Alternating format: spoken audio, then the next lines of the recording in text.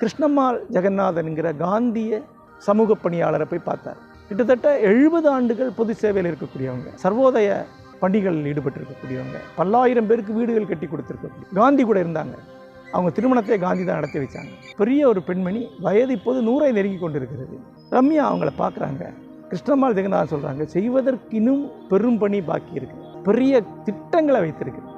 அப்போ ரம்யா என்கிட்ட கேட்டாங்க, அந்த தளராத ஊக்கம் எங்கிருந்து வருகிறது? நான் சொன்னேன், அது தத்துவத்திலிருந்து வருகிறது.